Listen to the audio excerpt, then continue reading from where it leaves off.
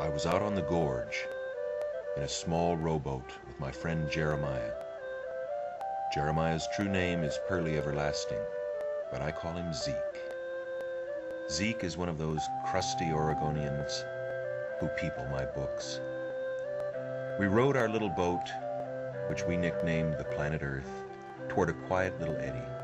As we watched the sky, the great, slow-moving, dark clouds parted like a pod of immense gray whales for a moment, allowing the sun to shine forth like the Lord Krishna when he revealed his true form to Arjuna in the Bhagavad Gita. Glorious diagonal beams of light stretched from earth to sky. Zeke said, "Well, looky there. The sun's come up popping out like God's glass eyeball. You know, the good book says that when Christ comes again, this is what it'll look like. And when he comes again, all flesh shall see him together. Everybody on earth will see him at the same time. But the Bible don't say that everybody will realize what's happening at the same time. Now, in most parts of the world, when people see the sun glowing like that, sending down golden rays like that, they'll stop and pay attention. And then they'll see Christ sliding down those light beams, along with about 1,000,000 prissy little angels.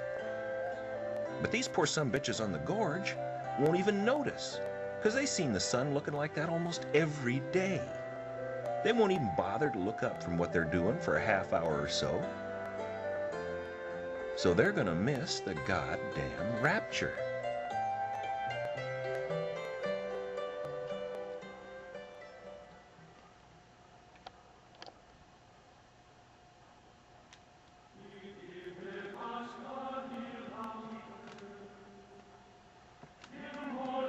When we got further downriver, we passed the Trojan nuclear power plant. We couldn't help wondering how Lewis and Clark would have reacted to something like this if they'd seen it. Further down the Columbia River, we encountered a massive structure built many years ago by the natives of this area, who, in ancient times, worshipped the atom. Now it has fallen into disuse, like some ancient Mayan temple after they stopped offering human sacrifices to the gods.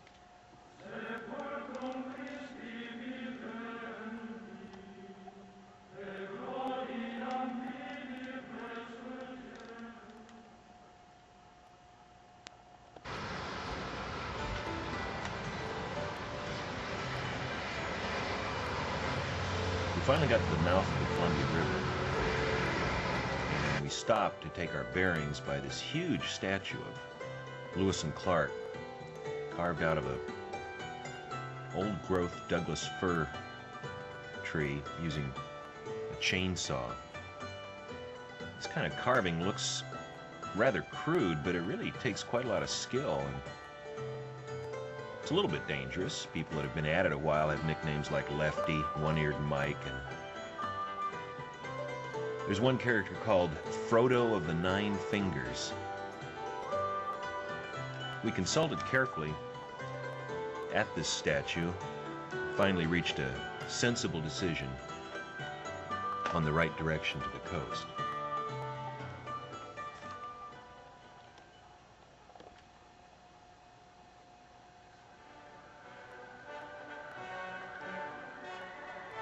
Once we reached the coast, we assigned the task of exploring the beach to Rhodes, while the rest of us attempted to remove the chill by drinking as much as possible at a charming local pub in Astoria called the Wet Dog.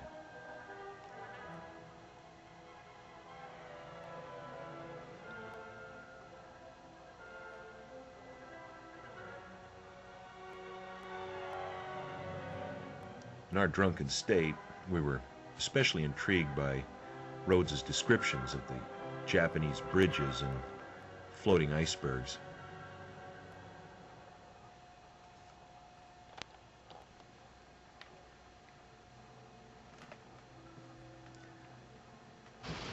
Camping near the coast, we divided our time between pleasant walks and occasional showers and mild breezes, and reading the whining journal entries of Lewis and Clark. Friday, November 22nd, 1805. Oh, how horrible is the day. Waves breaking with great violence against the shore, throwing water into our camp, all wet and confined to our shelters. Thursday, November 28th, 1805. About 12 o'clock the wind shifted about to the northwest and blew with great violence for the remainder of the day. And many times it blew for 15 to 20 minutes with such violence that I expected every moment to see trees taken up by the roots. Some were blown down. This dreadful rain and wind. November 29th, 1805. Rained without intermission, all the day and night, all wet and disagreeable. The immense waves that break on the rocks and coasts roar like an immense falls at a distance. This roaring continued since our arrival. It has been 24 days since we arrived in sight of the great Western Ocean. I cannot call it the Pacific Ocean, as I have not seen one Pacific day. Its waters are foaming and break with immense waves, tempestuous and horrible. Tuesday, December 24th, 1805. Hard rain at different times last night and all this day without intermission. These journal entries read like a really bad vacation, but these men were not on vacation. They were military men on an extremely important mission for the President of the United States. They weren't just complaining. They were recording important information about a place that they found damn near uninhabitable.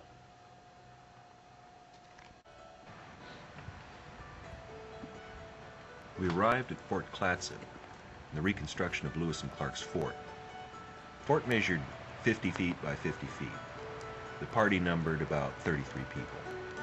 28 of these people lived in 3 rooms on the left side of the fort, each of which was about 15 by 16 feet, about 240 square feet, 7 to 8 people to a room.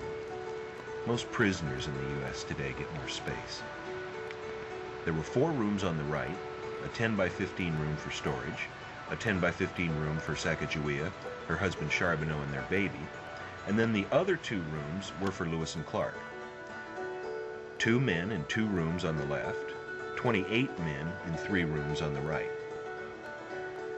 The historian Stephen Ambrose, who wrote Undaunted Courage, has said that rank meant little on this expedition. He said that this expedition was more like a band of brothers. You don't get that impression when you look at the way they laid out their living quarters.